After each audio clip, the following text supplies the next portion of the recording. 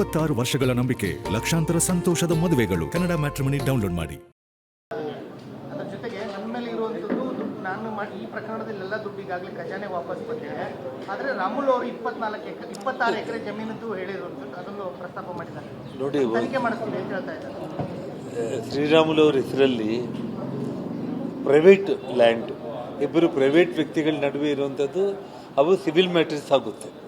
ಇವತ್ತು ಸರ್ಕಾರಿ ಜಮೀನೇನಾದರೂ ಕಬಳಿಸಿದರೆ ಅದನ್ನು ಮಾತಾಡಲ್ಲ. ನೋಡಿ, ಅವರಿಗೆ ನಿಶ್ಶಕ್ತರಾಗಿಬಿಟ್ಟು ಏನು ಮಾತಾಡಬೇಕಂತೇಳಿ ತೋರಿಸ್ತಾ ಇಲ್ಲ. ಶ್ರೀರಾಮುಲು ಅವ್ರ ಮೇಲೆ ಯಾವುದೇ ಒಂದು ಸರ್ಕಾರದ ವಿಚಾರದಲ್ಲಾಗಿರ್ಬೋದು, ಒಂದು ಕರಪ್ಷನ್ ಆಗಿರ್ಬೋದು, ಇನ್ನೊಂದಾಗಿರ್ಬೋದು, ಯಾವುದೂ ಇಲ್ಲ. ಮತ್ತು ಅವ್ರು ಹೇಳಿರುವಂಥ ಭೂಮಿ ವಿಚಾರ ಕೂಡ ಇಬ್ಬರು ಪ್ರೈವೇಟ್ ವ್ಯಕ್ತಿಗಳಿರುವಂಥ ಸಿವಿಲ್ ಮ್ಯಾಟರ್ನ ಇದನ್ನು ಹೇಳೋದಕ್ಕಿಲ್ಲ.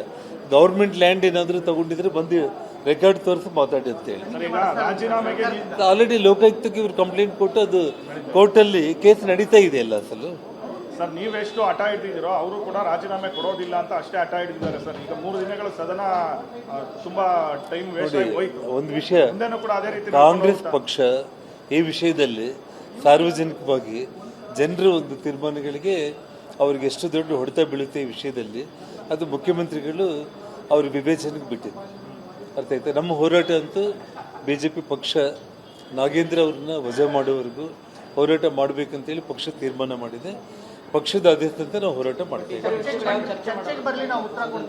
ಅದು ಪ್ರತಿಪಕ್ಷ ನಾಯಕರು, ರಾಜ್ಯಾಧ್ಯಕ್ಷರು ಹೇಳಿ. ಬಹುತೇಕವಾಗಿ ಸರ್, ಕಾಂಗ್ರೆಸ್ ನಲ್ಲಿರ್ತಕ್ಕಂಥ ಹಿರಿಯ ಶಾಸಕರು ಕೂಡ ನಾಗೇಂದ್ರ ಅವರಿಗೆ ಸಚಿವ ಸ್ಥಾನ ಕೊಟ್ಟಿದ್ದು ಏಕೆ ಅಂತ ಪ್ರಶ್ನೆ ಮಾಡಿದ್ದಾರೆ ಸರ್. ಬೇರೆಯವ್ರು ಕೊಡ್ಬೋದಾಗಿತ್ತು, ಯಾಕೆ?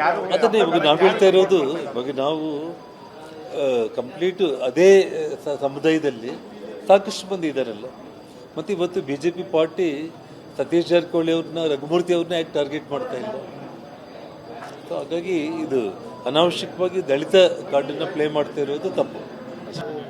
ಅದರ ಜೊತೆಗೆ ನನ್ನ ಮೇಲೆ ಇರುವಂಥದ್ದು ನಾನು ಈ ಪ್ರಕರಣದಲ್ಲೆಲ್ಲ ದುಡ್ಡು ಈಗಾಗಲೇ ಖಜಾನೆ ವಾಪಸ್ ಬಂದಿದೆ. ಆದರೆ ರಾಮುಲು ಅವರು 26 ಎಕರೆ ಜಮೀನದ್ದು ಹೇಳಿರುವಂಥದ್ದು ಅದನ್ನು ಪ್ರಸ್ತಾಪ ಮಾಡಿದ್ದಾರೆ. ನೋಡಿ, ತನಿಖೆ ಮಾಡಿಸ್ತೀವಿ ಅಂತ ಹೇಳ್ತಾ ಇದ್ದಾರೆ. ಶ್ರೀರಾಮುಲು ಅವರ ಹೆಸರಲ್ಲಿ ಪ್ರೈವೇಟ್ ಲ್ಯಾಂಡ್, ಇಬ್ಬರು ಪ್ರೈವೇಟ್ ವ್ಯಕ್ತಿಗಳ ನಡುವೆ ಇರುವಂಥದ್ದು ಅವು ಸಿವಿಲ್ ಮ್ಯಾಟರ್ಸ್ ಆಗುತ್ತೆ. ಇವತ್ತು ಸರ್ಕಾರಿ ಜಮೀನೇನಾದರೂ ಕಬಳಿಸಿದರೆ ಅದನ್ನು ಮಾತಾಡಲ್ಲ. ನೋಡಿ, ಅವರಿಗೆ ನಿಶ್ಶಕ್ತರಾಗಿಬಿಟ್ಟು ಏನು ಮಾತಾಡಬೇಕಂತೇಳಿ ತೋರಿಸ್ತಾ ಇಲ್ಲ. ಶ್ರೀರಾಮುಲು ಅವ್ರ ಮೇಲೆ ಯಾವುದೇ ಒಂದು ಸರ್ಕಾರದ ವಿಚಾರದಲ್ಲಾಗಿರ್ಬೋದು, ಒಂದು ಕರಪ್ಷನ್ ಆಗಿರ್ಬೋದು, ಇನ್ನೊಂದಾಗಿರ್ಬೋದು, ಯಾವುದೂ ಇಲ್ಲ. ಮತ್ತು ಅವ್ರು ಹೇಳಿರುವಂಥ ಭೂಮಿ ವಿಚಾರ ಕೂಡ ಇಬ್ಬರು ಪ್ರೈವೇಟ್ ವ್ಯಕ್ತಿಗಳಿರುವಂಥ ಸಿವಿಲ್ ಮ್ಯಾಟರ್ನ ಇದನ್ನು ಹೇಳೋದಕ್ಕಿಲ್ಲ. ಗೌರ್ಮೆಂಟ್ ಲ್ಯಾಂಡ್ ಏನಾದರೂ ತಗೊಂಡಿದ್ರೆ ಬಂದು ರೆಕಾರ್ಡ್ ತೋರಿಸಿ ಮಾತಾಡಿ ಅಂತೇಳಿ ಆಲ್ರೆಡಿ ಲೋಕಾಯುಕ್ತಕ್ಕೆ ಇವ್ರು ಕಂಪ್ಲೇಂಟ್ ಕೊಟ್ಟು ಅದು ಕೋರ್ಟಲ್ಲಿ ಕೇಸ್ ನಡೀತಾ ಇದೆ ಎಲ್ಲ ಅಸಲು. ಸರ್, ನೀವೆಷ್ಟು ಹಠ ಹಿಡಿದಿರೋ ಅವರು ಕೂಡ ರಾಜೀನಾಮೆ ಕೊಡೋದಿಲ್ಲ ಅಂತ ಅಷ್ಟೇ ಹಠ ಹಿಡಿದಿದ್ದಾರೆ ಸರ್. ಈಗ 3 ದಿನಗಳ ಸದನ ತುಂಬಾ ಟೈಮ್ ವೇಸ್ಟ್ ಆಗಿ ಹೋಯ್ತು. ಒಂದು ವಿಷಯ, ಕೂಡ ಅದೇ ರೀತಿ ಕಾಂಗ್ರೆಸ್ ಪಕ್ಷ ಈ ವಿಷಯದಲ್ಲಿ ಸಾರ್ವಜನಿಕವಾಗಿ ಜನರ ಒಂದು ತೀರ್ಮಾನಗಳಿಗೆ ಅವ್ರಿಗೆ ಎಷ್ಟು ದೊಡ್ಡ ಹೊಡೆತ ಬೀಳುತ್ತೆ ಈ ವಿಷಯದಲ್ಲಿ ಅದು ಮುಖ್ಯಮಂತ್ರಿಗಳು ಅವ್ರ ವಿವೇಚನೆಗೆ ಬಿಟ್ಟಿದೆ. ಅರ್ಥ ಆಯ್ತಾ? ನಮ್ಮ ಹೋರಾಟ ಅಂತೂ BJP ಪಕ್ಷ ನಾಗೇಂದ್ರ ಅವ್ರನ್ನ ವಜಾ ಮಾಡೋವರೆಗೂ ಹೋರಾಟ ಮಾಡಬೇಕಂತೇಳಿ ಪಕ್ಷ ತೀರ್ಮಾನ ಮಾಡಿದೆ. ಪಕ್ಷದ ಆದೇಶದಂತೆ ನಾವು ಹೋರಾಟ ಮಾಡ್ತೇವೆ. ಅದು ಪ್ರತಿಪಕ್ಷ ನಾಯಕರು, ರಾಜ್ಯಾಧ್ಯಕ್ಷರು ಹೇಳಿ.